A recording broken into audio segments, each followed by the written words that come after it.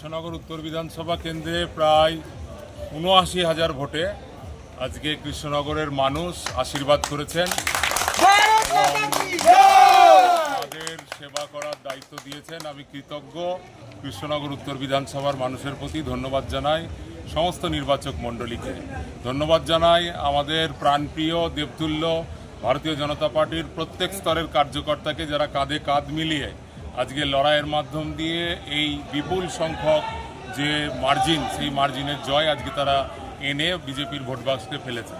জয়লাভের পর কি কাজ করবেন? প্রথম কাজ কি হবে? প্রথম কাজ আজকে সারা পশ্চিমবঙ্গে শ্যামাপ্রসাদ মুখার্জির পুণ্যভূমিতে, যে শ্যামাপ্রসাদ মুখার্জি হিন্দুদের হোমল্যান্ডের জন্য লড়াই দিয়েছিলেন, সেই হোমল্যান্ডের পশ্চিমবঙ্গের মাটিতে আজকে পশ্চিমবঙ্গের জনগণ আজকে তারা আশীর্বাদ করেছেন এবং তারপরে জাতীয়তাবাদী রাষ্ট্রবাদী ভারতীয় জনতা পার্টির সরকার প্রতিষ্ঠিত হয়েছে।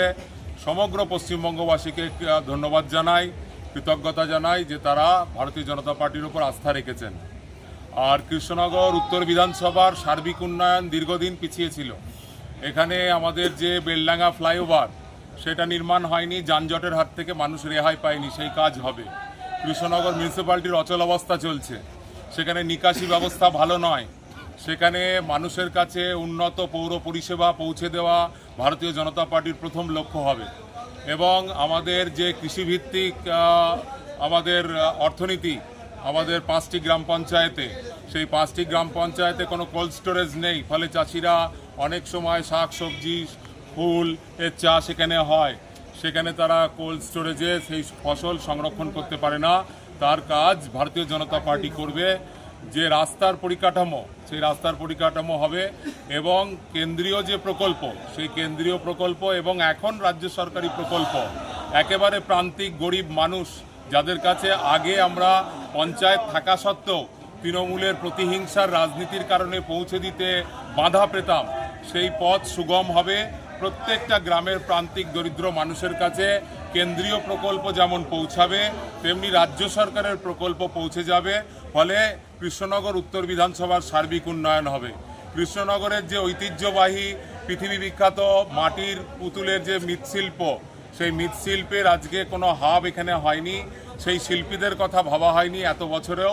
সেই শিল্পীদের জন্য একটি বিশ্বমানের হাবের ব্যবস্থা ভারতীয় জনতা পার্টি সেখানে তৈরি করবে, যেখানে বিভিন্ন দিক থেকে আজকে তারা এখানে মহাজনরা আসবে, তাদের কাছ থেকে সেই মৃৎশিল্পের কারুকার্য, সেই মৃৎশিল্পের শিল্পকলা তারা এখান থেকে নিয়ে যাবে, তার ব্যবস্থা ভারতীয় জনতা পার্টি করবে।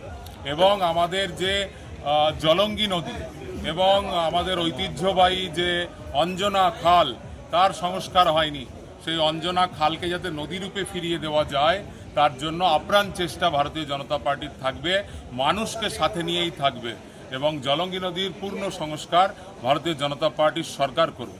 এই জয় আপনি কাকে উৎসর্গ করছেন?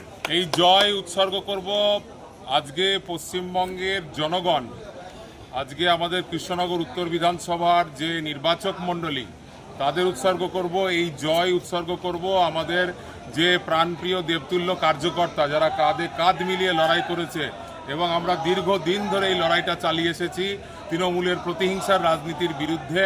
সেই জয় আমি তাদেরকে উৎসর্গ করব।